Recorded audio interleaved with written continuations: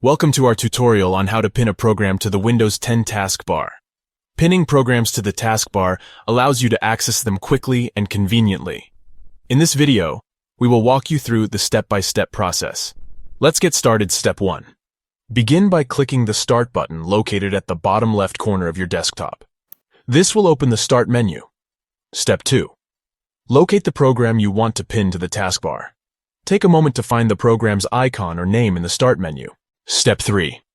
Right-click or press and hold on the program you want to pin. This will bring up a context menu with various options. Step 4. Hover your cursor over the More option in the context menu.